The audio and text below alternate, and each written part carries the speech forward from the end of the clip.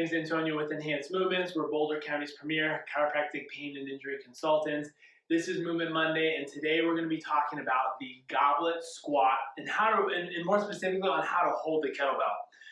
And this comes up from a number of different questions that we give to patients and clients, but more so, we're trying to show how this can be so advantageous for offsetting your center of mass to help with your squatting technique or positioning, as well as how you can use this exercise, the goblet squat, as a multimodal exercise for hitting a lot of different body parts, right? So what we're talking about for the goblet squat, there's a number of different ways to hold it. Some prefer what we call like bells up, right? So you're holding goblet like this, which is great. You can still kind of control and move the weight around, but I find this to be a little bit more challenging to do that. Whereas if you're able to hold it on the horns, it's a little bit easier to press and move away from you or change positions.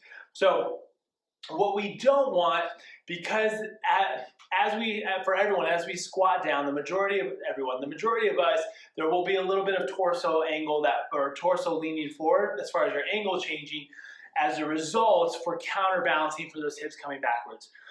So if that weight is plugged into you a little bit too tight, what that's going to do is it's going to accentuate that and really put a little bit more torque in pulling you down.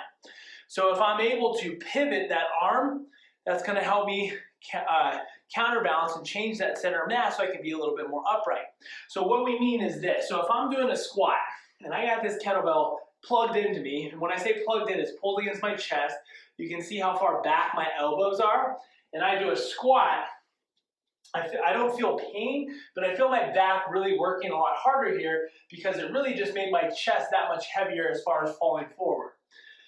But if I'm able to pivot these arms forward and up, now I'm underneath the kettlebell and I can counterbalance that a lot better for doing my squats, right? So notice the angle of my arm stays pretty much the same the whole time, but my torso angle changes ever so slightly. And where you see that is there's not a lot of gap between my ribs and my upper arm here, but as I go down, there's a larger gap.